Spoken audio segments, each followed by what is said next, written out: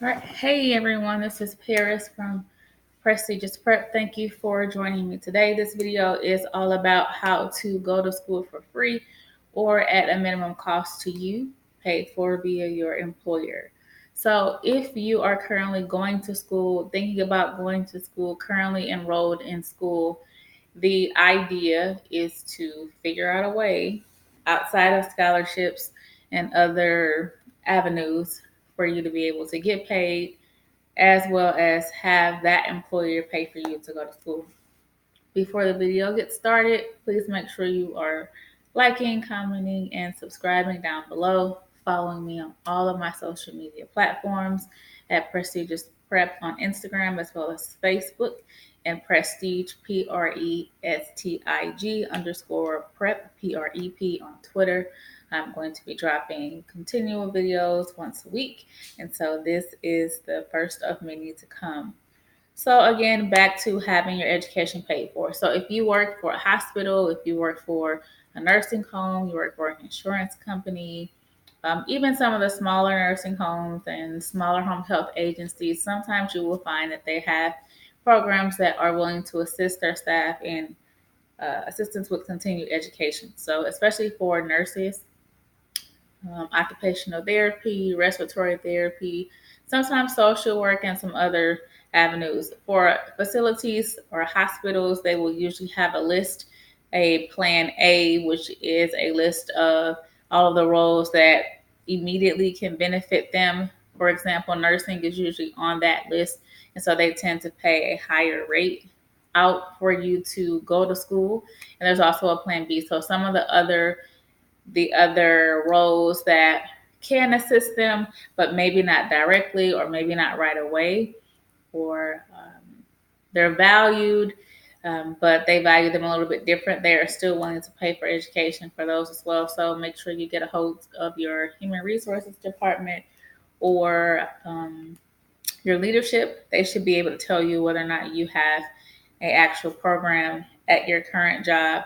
Most of the restrictions are usually the same. So usually you have to be at that job for 1 year or longer. Sometimes you can go to places and it's 6 months, but do make sure you figure out what that is or you get some education on what that looks like for you.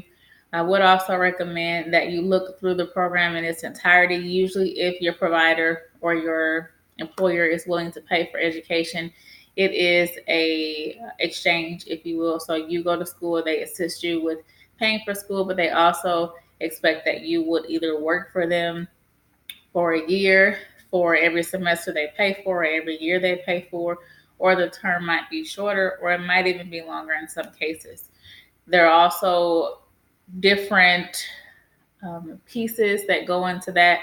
So, in some places, for example, if I start school in January of this year and they pay for me to go to school from January to May, the requirement might be that I owe them 1 year after I actually graduate from school to work for that facility, while others might have the same stipulation that I do owe them a year. However, they will run the amount of time that I have been working from them from the start of me actually receiving the payout for tuition assistance through the actual semester.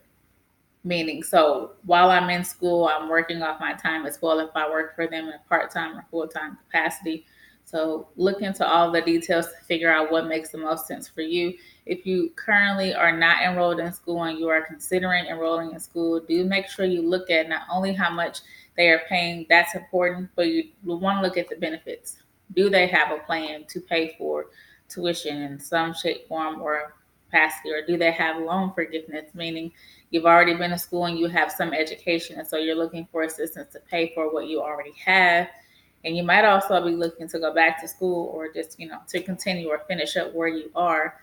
So you want to look and see if those options are available for you as well. Also, when it comes to getting assistance from facilities or your employer, whoever that might be, again, I mentioned earlier the actual requirement for grading.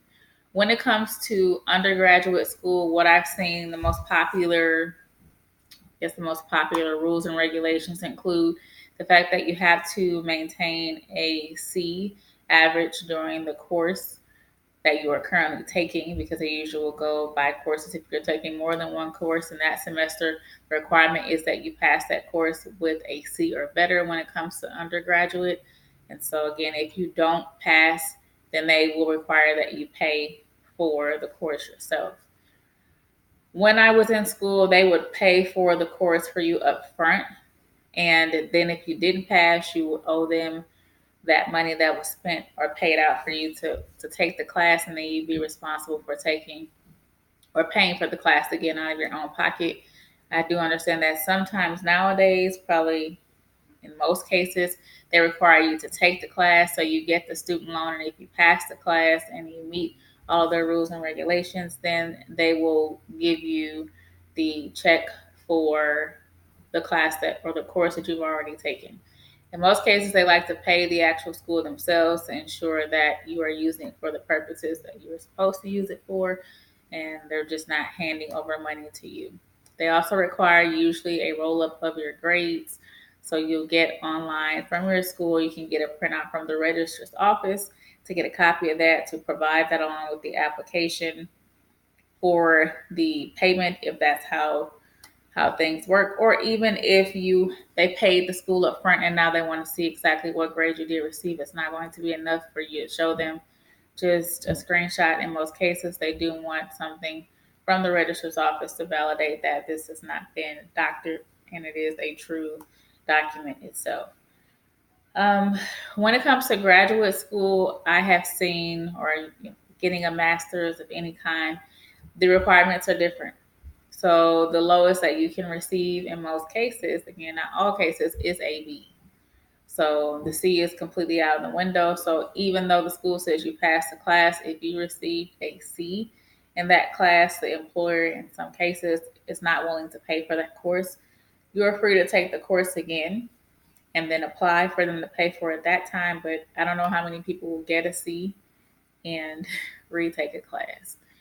So just keep in mind when you're in school and you're making the decision about what's going to be best for you, there are lots of scholarships that you can apply for. If you're not familiar with how to do that, you can also go to the financial aid office at your school and get additional information on what's available to you based on your demographics. Sometimes there are some targeted scholarships that are available, and sometimes your employer will have a scholarship as well. I know for a fact the hospital that I used to work for does provide scholarships as well. So it may not be, $5,000, but it could be $2,000 that might cover your books. So while they help pay for that semester, you might have an opportunity to get your semester paid for, as well as the books that you require for that particular course or courses to be paid for as well. So you can look into that with your financial aid office as well as your employer.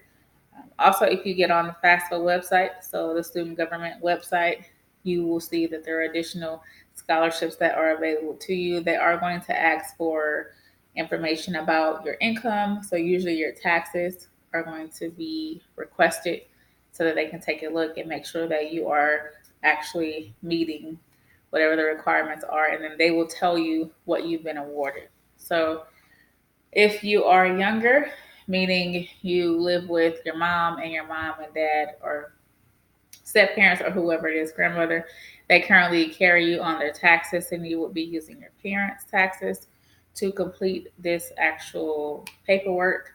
So everybody really has to come to the table. If you are an emancipated child or an adult rather, and you have your own taxes that you are filing, then obviously you would be separate. You would be standing alone in that case. Or if you're just old enough and you don't have anybody that is technically taking care of you.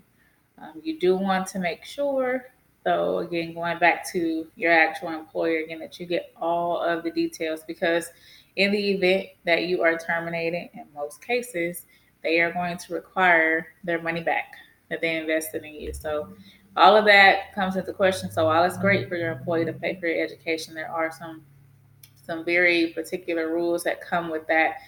Again, if they give you, let's say we talked about January to May, they give you money for that, and somewhere during the course of time you are terminated from your position. It won't be long before you get a letter in the mail asking for whatever monies they put toward your education back. So I would say that make sure that you are highly invested in wherever you are before you make the decision to take out the tuition money, because while it might be easy to get, it might be a nightmare in the event you don't pass that course or things don't go as planned. So all of that is something you want to put into perspective. If you don't, for those of you who currently work at a hospital, you do have access to, again, your HR and all these different things. For people that are trying to land a job at a facility or a hospital, these are questions that you want to look at when you're on LinkedIn and you're on all the other job sites. You want to look at what they have to offer, where they're listing their 401k and vacation time, all of those different things. They usually will mention whether or not they provide tuition assistance or loan forgiveness. If you cannot find that information, that is something that you do want to bring up in your interview, because you need to know. You need to know if this is going to be a place that's going to support you obtaining a higher education or continuing your education, because if that's important for you, you don't really want to go somewhere where they won't support you. So most places are really good about that. Again, the value of money that you receive and how you receive it and all the rules and regulations will be different. But go ahead and take that information and see what you can find. It's best to make sure that you have all the facts before you make a decision. That way you are making an informed decision.